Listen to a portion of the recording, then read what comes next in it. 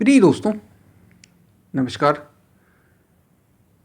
जब शेर ने शेर से कहा कि तू भी एक शेर है, ये बात बड़ी रोचक है, बड़ी अनोखी है और ये है भी ऐसी। इस पर हम बाद में बात करेंगे ये किसने किससे कही। हम पहले बात करते हैं ये है क्या। एक समय की बात है, एक शेरनी ने कुछ अपने बच्चों को जन्म दिया, एक नवजात शिशु, और कुछ वहाँ ऐसी घटना घट गई। शेरों के एक झुंड में भगदड़ सी मच गई। तो शेरनी अपने बच्चों को, जो माँ थी वो, उसने अपने बच्चों को लिया और निकल गई। संयोग से एक बच्चा छूट गया, एकदम नवजात बच्चा। और वो बच्चा कुछ समय बाद वहाँ से भेड़ों का या बकरी का कहें, भेड़ या बकरी का, किसी का भी आप कह लें, झुंड निकला वहाँ से। और उस झुंड ने उसको देखा और उस झुंड के साथ ही वो बच्चा हो लिया। अब धीरे धीरे वो बड़ा होने लगा। अब भेड़ें या बकरी जैसे पत्ती खाती हैं, वो भी पत्ती खाने लगा। वे जैसे मैं करके चिल्लाती हैं, उन्हीं की आवाज़ बोलने लगा। वे जैसे छुपती बचती वैसा ही करने लगा। वो मांस खाना ही भूल गया। वो ये भूल ही गया कि मैं शेर हूँ। वो ये भूल ही गया, क्योंकि जैसा रहन सहन हुआ बचपन से ही वैसा था। और वे भेड़ें भी एक साथ उसको अपने साथ लिए रहती। वे कहती हैं, बस उनके साथ ही ये रहता और चलता रहता। एक बार की बात, एक शेर शिकार पर निकला। आप जानते हैं कि जंगल में जो शेर होता है, जब वो शिकार करता है और उसकी गर्जना से वो आता है, जब शिकार करता है, उससे पहले ही जो उसकी आवाज़ होती है, उसकी गर्जना से पहाड़ भी झनन झनन एक वाइब्रेशन पैदा होता है, कंपन हो जाता पहाड़। इतनी तेज आवाज़ होती है उसकी। जो जंगल में होते हैं शेर, और जो पक्षी रहते हैं, पशु रहते हैं, वो आसपास छुप जाते हैं, बचते हैं कि शेर आ गया, पता चल जाता है हमें। तो बस ऐसे ही कुछ था। शिकार पर वो निकला, सभी भेड़ों को ये आभास हो गया कि शेर निकला है शिकार पर। सभी छुपने लगे। संयोग से ये भी छुप, अब ये चूंकि उनके रहन सहन में ही डला था, ये शेर भी उनके साथ, जो उनके साथ पैदा हुआ था, वो वैसे ही साथ पैदा तो न कहें, पैदा होने के साथ ही उनके साथ ही रहा। तो वैसे ही छुपने लगा भेड़ों की तरह।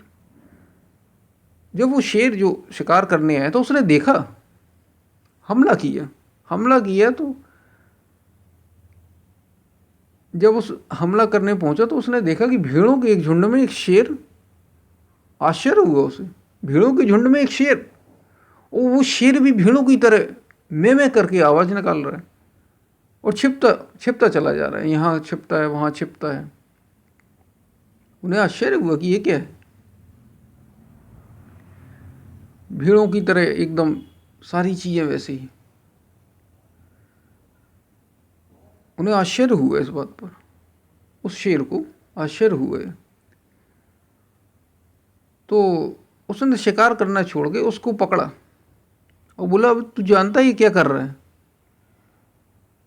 ये तू क्या कर रहा है भाई? तुझे तुझे पता है तू एक शेर है? वो तू मैं करके चिल्ला रहा। वो एकदम छुपने लगा। जैसे ही शेर ने उस पर हमला किया, मरे मरे जैसे मैं करके आवाज़ निकलने लगी कि अब तो शेर ने हमें खा लिया।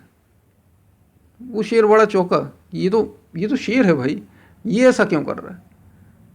तो उसने कहा, तू जानता है तू कौन है? तुझे नहीं पता? चल मैं तुम्हें बताता हूँ तू है क्या। और शेर ने पकड़ा उसको, उस शेर ने जो शिकार करने आया था, और ले गया उसे। और ले जाने के बाद एक तालाब में उसका चेहरा दिखाया। जैसे ही उसने देखा तो उसे अपनी शक्ति का आभास हो गया। उसे पता चला, अरे मैं शेर हूँ। और वो जो शेर था, बस उसने इतना दिखा दिया। उसने कहा, तू जानता है तू कौन है? तो अरे तू शेर है भाई, तू इनके साथ, भेड़ों के साथ, ये क्या तू भेड़ों के साथ मैं कर रहा है, घास फूस खा रहा है, कमजोरों की तरह रह रहा है, झुंड में रह रहा है। बस दिखाना बस था। उस शेर ने, जो शेर भेड़ बना था, उसने गर्जना की तीव्र, और बस शेर हो गया। तो बस जीवन में बस इतनी ही है। ये बात आपको पता है, एक गुरु श्री रामकृष्ण परमहंस अपने शिष्यों को ये सुनाया करते थे कि जो गुरु होता है ये कोई महापुरुष होता है, वो क्या करता है, वो केवल आपको, आप भी, हम सभी जो मनुष्य जीवन में आए हैं, वो ये समझते हैं कि बस खाना पीना सोना रहना, नाम कमाना, धन कमाना, स्वास्थ्य कमाना, यही जीवन का उद्देश्य, भेड़ चाल, और बाद में मर जाना। यही तो होता है। आपके दादा हों, परदादा हों, उनके दादा हों, आपके पिता हों और आप हों, आपके बच्चे हों, हम सभी ये जानते हैं कि सब कुछ हम करेंगे और बाद में हम, मरता तो सबको ही है एक दिन। ऐसी बातें की जाती हैं, ये भेड़ चाल है। कोई जो शेर होता है, कोई महापुरुष होता है, वो आपको आईना दिखाता। कोई जो गुरु होता है, जब आप उसकी शरण में जाते हैं, पूरे भाव से जाते हैं, आपकी इच्छा होनी चाहिए देखने की। तो जब आप समर्पित होके जाते हैं, क्योंकि वहाँ तो शेर का कोई मन नहीं था, उसे तो ले जाया गया, यहाँ आपका अपना मन है, आपके अपने अनुभव हैं, तो आपको समर्पित होना पड़ता है उसके प्रति कि हाँ ऐसा है, सच्चे गुरु के प्रति, जो वास्तव में महापुरुष हो, वास्तव में योगी। उसका महत्व तो पता है इतना क्यों है? गुरु गोविंद दो खड़े काके लाऊ पाए, बलिहारी गुरु आपने गोविंद दियो बताए। बात सिर्फ इतनी है, कोई भी महापुरुष हो, गुरु हो, वास्तव में जो सच्चा योगी हो, वो केवल आपको ये एहसास करा देता है कि आप हैं कौन। बस आपको आपका आईना दिखा देता है, इतना ही काम है। और फिर आप में भी वही गर्जना होती, वही शक्ति का संचार हो जाता कि अगर मैं भी वही हूँ, मैं एक पुरुष नहीं, मैं एक स्त्री नहीं, मैं और कुछ भी नहीं, न पुरुष न स्त्री, सुखम चिदानंद रूपा शिवोहम शिवो, न मित्रम न दुखम न सुखम। ऐसा एक आदि शंकराचार्य ने लिखा है। क्या है? चिदानंद रूपा शिवोहम शिवोहम, मैं ही शिव।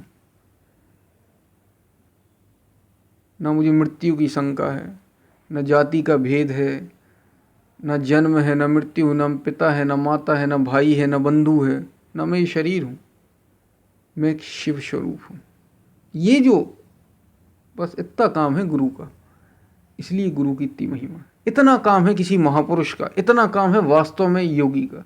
और हम जो हैं, मैंने आपको पहले ही बताया, हम बस भेड़ की तरह, जितने भी सभी लोग संसार में आते हैं, जन्मों जन्मों से वही प्रक्रियाएं रही हैं। ऐसे ही बच्चे पैदा होते हैं, ऐसे ही विवाह होता है, ऐसी पढ़ाई होती है, ऐसी नौकरी करते हैं, नाम करते हैं, बस उसी में उलझे हैं। ये जगत, ये संसार, मोह निशा सब सो बनिहारा, देखन सपन अनेक प्रकार, उसमें डूबे हुए हैं।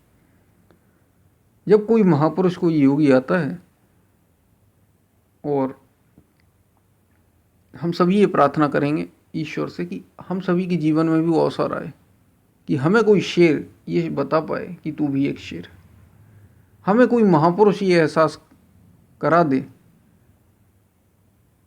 कि मैं भी एक योगी हूँ, मैं भी वही हूँ जो राम है, जो कृष्ण है, जो बुद्ध है, जो महावीर। तो ऐसी प्रार्थना के साथ हम यहाँ समाप्त करते हैं। तब तक के लिए धन्यवाद।